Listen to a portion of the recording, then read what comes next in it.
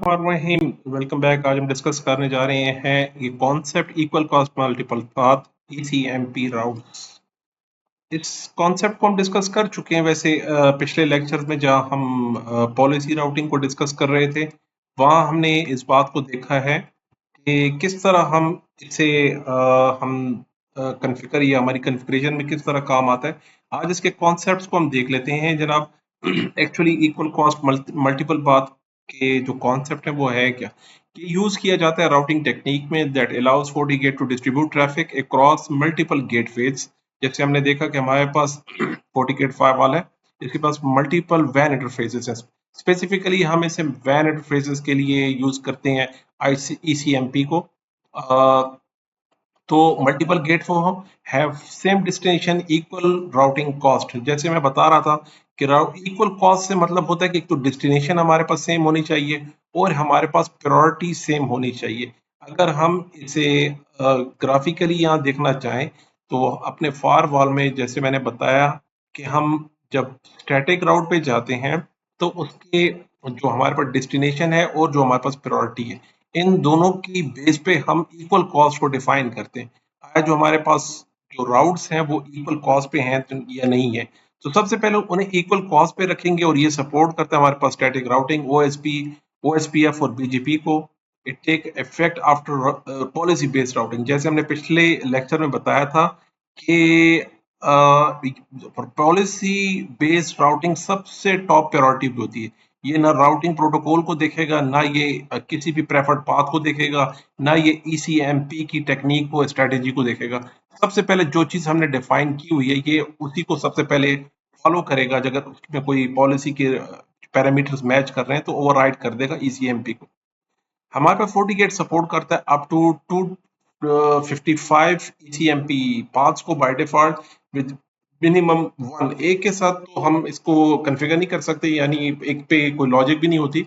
यानी equal cost कम से कम हमारे पास कम से कम 2 इंटरफेस जरूर होने चाहिए, जैसे हमारे केस में। For static route ECMP work only if routes have same destination and same priority. तो ये हमारे पास थ्योरी थी। इसके बाद हमारे पास है जनाब लोड बैलेंसिंग और फेलओवर इन्हांसमेंट। अगर आप करना चाहते हैं तो हमने जैसे देखा था कि फेलओवर की स्ट्रेटेजी हमारे पास अलग से है। उसमें आपको एडी वैल्यू और उसकी प्रायोरिटीज दो चीजों को देखा जाता है, उसके साथ मैट्रिक्स भी देखा जाता है। हम उसकी प्रायोरिटी और एडी वैल्यू को जैसे ही हम चेंज करते हैं तो जो लीस्ट एडी वैल्यू होती है और लीस्ट प्रायोरिटी वैल्यू होती है उसे प्रेफर्ड लिंक समझा जाता है। और जिस तरह ज्यादा उसकी वैल्यू की जाती है तो उसी तरह हमारे पास उसके इंटरफेसेस की प्रायोरिटीज और वैल्यू और उसकी प्रेफरेंसेस चेंज की जाती हो जाती है, जैसे हमने पिछले लेक्चर में देखा।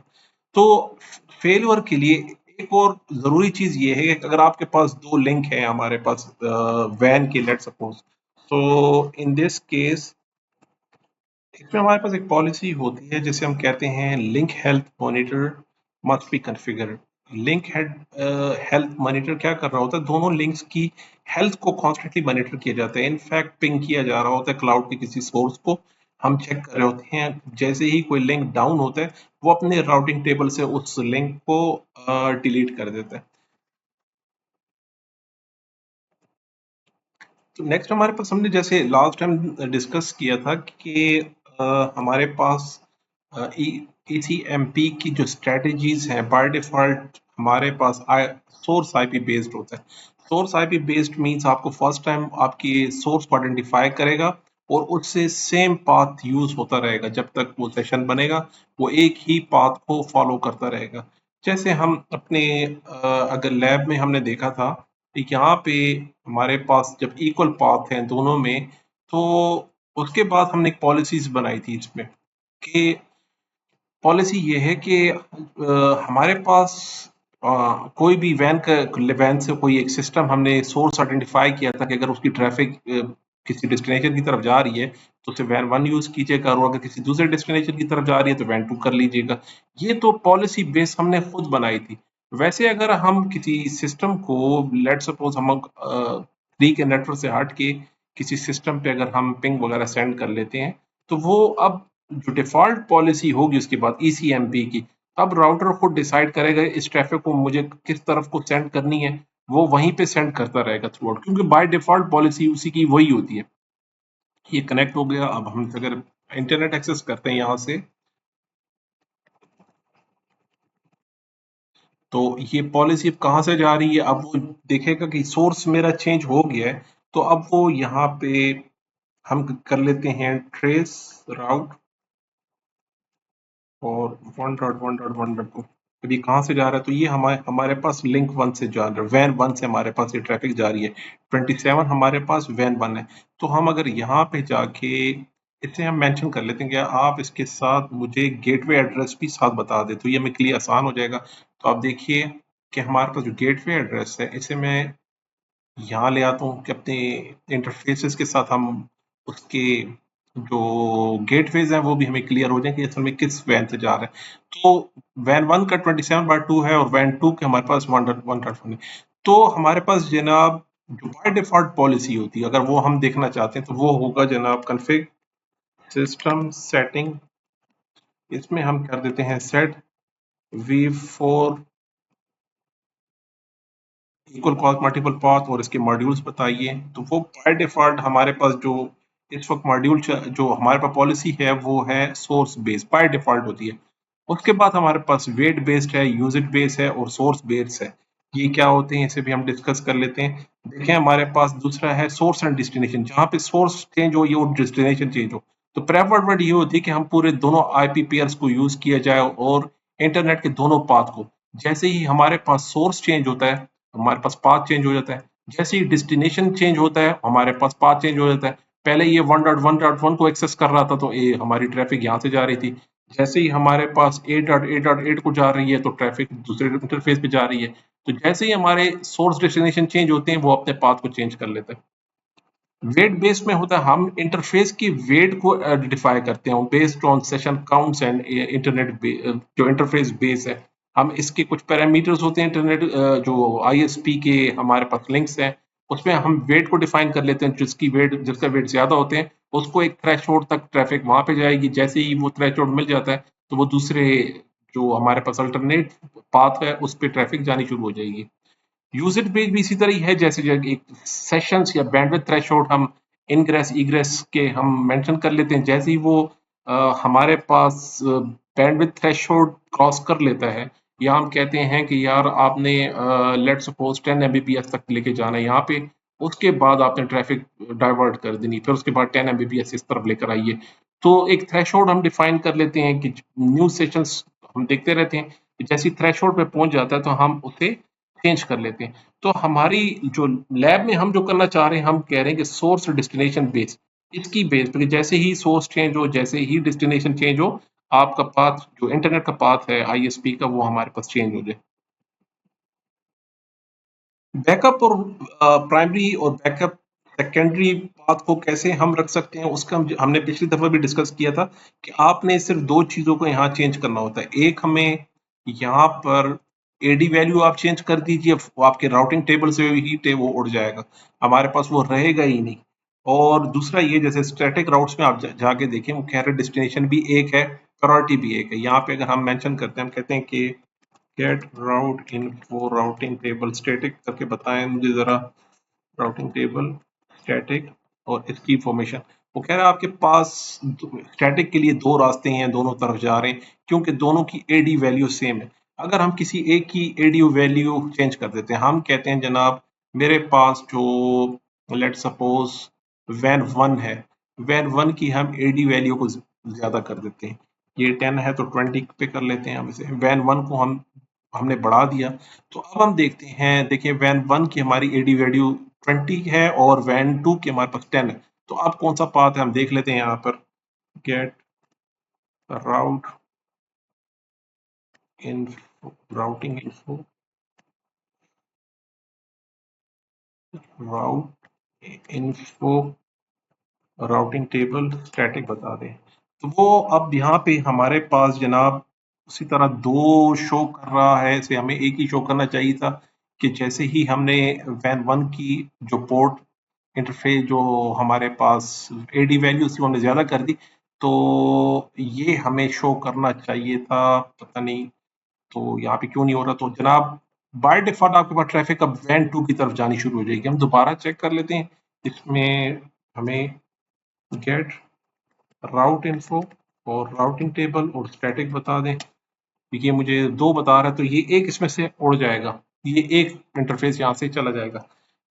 एक हमारे पास एडी वैल्यू 5 है, दोनों डीएचसीपी से अगर आ रही हो तो हम चेक कर लेते हैं कि मेरे पास इंटरफ़ेसेस में वैन के जो वैन 1 है, इसे मैं कहता हूँ आप ऐसा कीजिए, आप स्टैटिक हो जाएँ। डीएचसीपी से हटा के हम स्टैटिक पे ले आते हैं इसे। ये कह रहा है इसी इंटरफ़ेस से आप कनेक्ट हैं, इसे मैंने स्टैटिक कर दी। और वैन 2 को हम डीएचसीपी पे रख लेते हैं। ये डायनामिक डीएचसीपी पे ही है, ओके फाइन। अब हम चेक करते हैं मेरे पास कौन सा राउट यहाँ शो हो रहा है। गेट राउट इन्फो राउटिंग टेबल स्टैटिक। तो देखिए अब मेरे पास एक ही राउट शो हो रहा है जो कि वैन 2 है। मेरे पास वैन 2 की आईपी 192.168.1.1 है।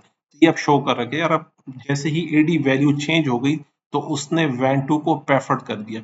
इस तरह हम आप एडी वैल्यू को चेंज कर दीजिए तो आपके पास जो लीस्ट वैल्यू का एडी होगा वो आपके राउटिंग टेबल पे होगा। अब सारी ट्रैफिक यहाँ पे जाएगी अनटिल एंड अनलेस ये डाउन ना हो जाए। लेकिन शर्त ये है कि इस पे हमने लिंक हेल्थ को कॉन्फ़िगर करना है। ज़रूरी चीज़ ये लिंक हेल्थ की है। ये हमारे पास कॉन्फ़िगर होना ज़रूरी है। इसकी बदौलत जो हम अपनी लैब में हम इसे कॉन्फ़िगर करेंगे, ये डिटेक्ट करेगा जैसे ही कोई इंटरफ़ेस डाउन हो जाता है। कोई इंटरफ़ेस जैसे ही डाउन होता है तो ये ऑटोमैटिकली उसे राउटिंग टेबल से रिमूव कर देगा कि यार ये लिंक अब डाउन हो गया, तो अल्टरनेट जो रास्ता है फ़ौरन आप उसकी तरफ ट्रैफ़िक को राउट कर दीजिए। तो इनफैक्ट हमारे की जो गेटवे के लैन इंटरफ़ेसेस है उससे हम क्लाउड पे किसी सोर्स को यानी 1.1 के सर्वर को, गूगल के सर्वर को, क्लाउडफ्लेयर के सर्वर को हम पिंग कर रहे हैं कॉन्स्टेंटली। तो वहां से में रिप्लाई आ रहा है, जैसे वो रिप्लाई बंद हो जाएगा तो वो फौरन उस लिंक को डाउन कंसिडर करेगा और जो अल्टरनेट रास्ता है उसे यूज करना शुरू कर देगा। पिछले लेक्चर में हमने पॉलिसी राउट्स को डिटेल में डिस्कस किया। ये ईसीएमपी की टॉप प्रायोरिटी से उससे भी पहले, राउटिंग टेबल से भी पहले हमारे पास पॉलिसी राउट यूज होता है, तो इस पे हम डिटेल से बात कर चुके हैं। फिर एसडी वैन की क्या जरूरत पड़ी जब ईसीएमपी इक्वल कॉस्ट मल्टीपल पाथ भी वही काम कर रहा है आपके पास।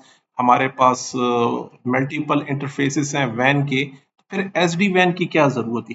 देखिए एसडी वैन हमारे पास बहुत सारे पैरामीटर्स को बताता है। आपको ये कह रहा है कि यार ये सारे इक्वल कॉस्ट हैं, लेकिन कितना उस पर डिले आ रहा है, जिटर्स कितनी है, उसके अंदर डिले कितना आ रहा है, लेटेंसी कितनी ज्यादा आ रही है, बाकी पैरामीटर कितनी कंजेशन है आगे जाके, ये चीजें आपको इक्वल कॉस्ट नहीं बताता। वो सिर्फ अपने राउटर से फायरवॉल की राउटिंग टेबल में देख रहे हैं कि दोनों की कॉस्ट इक्वल है, कहते हाँ जी एडी भी एक जैसी है, मैट्रिक्स भी एक जैसा है, प्रायोरिटी भी एक जैसी है। उसके बाद वो लिंक की स्टेट को चेक नहीं करता, कहता ठीक है फिर उसे अपनी पॉलिसी के हिसाब से किसी एक तरफ भेज दो। अब मे बी यहाँ पे कंजेशन ज्यादा हो, यहाँ पे डिले ज्यादा हो, यहाँ की जो बैंडविड्थ है बहुत ज्यादा कमजोर हो चुकी है, ये हमारे पास अच्छा सोर्स ना हो आईएसपी का, मे बी सबसे बेस्ट सोर्स इस वक्त ये हो। डिले इसके अंदर सबसे कम है, जटर्स कम से कम है, इसके अंदर लेटेंसी सबसे कम है। तो इस बात को आइडेंटिफाई करें। तो एस डी वैन हमारे पास एक ऐसा सोल्यूशन है जिससे हम सारे वैन इंटरफेसेस को कंबाइन करके एक पॉलिसीज बनाते हैं। और ये पॉलिसीज जनाब तकरीबन 4000 एस डी रूल्स तक जा सकती है। आप 4000 एस डी वैन की डिफरेंट पॉलिसीज बना सकते हैं और इसके अंदर अप टू एक से लेकर 255 इंटरफेसेस, फिजिकल इंटरफेसेस को आप मेंशन कर सकते हैं। इसके अंदर वर्चुअल इंटरफेसेस भी आप डिफाइन कर सकते हैं और बहुत सारे इसके अंदर पैरामीटर्स आप डिफाइन करते हैं कि जनाब सेशंस काउंट हो, वेट भी देखा जाए, बैंडविड्थ भी देखी जाए, इसकी हम हेल्थ देखते हैं डिफरेंट एस्पेक्ट से। तो सारे इंटरफेसेस को कंबाइन करके हम एक पॉलिसी बना सकते हैं एसडी वैन की। फिर सिर्फ इक्वल कॉस्ट नहीं, वो उसकी कंप्लीट हेल्थ चेक करेगा। अगर आप नॉर्मली मैप चेक करते हैं तो आपको, अगर ट्रेडिशनल मैप अगर आप पूछें कि मुझे यहाँ से लाहौर या कराची या इस्लामाबाद जाना है तो वो आपको बताते हैं कि ये वाला रास्ता है। लेकिन कितनी कंजेशन है, अब रोड की क्या कंडीशन है, अब वहाँ पे कितनी ट्रैफिक है, अब वहाँ की फिजिकल कंडीशन उस रोड की के कितने कोई क्राउड है या नहीं है, वहाँ पे कोई स्ट्राइक्स वगैरह तो नहीं हो रहे, वहाँ पे कोई एक्सीडेंट तो नहीं हुआ, ये इन्फॉर्मेशन आपको फिर नहीं बताते ट्रेडिशनल मैप। लेकिन अगर आप गूगल मैप से देखते हैं और किसी एडवांस टेक्नोलॉजी देखते हैं तो वहाँ पे कंजेशन जरूर बता रहा होता है, अल्टरनेट पाथ जरूर बता रहा होता है, वहाँ पे आपको एडवांस इंफॉर्मेशन जरूर मिल रही होती है। तो ये एच डी वैन हमारे पास लेटेस्ट टेक्नोलॉजी है जो उसकी मजीद इंफॉर्मेशन, सिर्फ पाथ नहीं है, पाथ के आगे उसके और पैरामीटर्स भी आप देख लीजिए उस पे कंजेशंस वगैरह, कोई और ट्रैफिक या और कोई मुश्किलात तो नहीं है। तो उन सारे फैक्टर्स को सामने रखते हुए एसडी वैन डिसाइड करता है कि कौन कौन से मेरे पास इस वक्त बेस्ट पाथ है मेरी ट्रैफिक को सेंड करने के लिए। तो बहुत ही अमेजिंग फीचर है एसडी वैन का। तो ये भी हम FortiGate फायरवॉल में कॉन्फ़िगर कर सकते हैं। तो जनाब ये था आज का lecture about ECMP equal cost multiple path. तो मिलते हैं अगले लेक्चर में जी। अल्लाह हाफिज।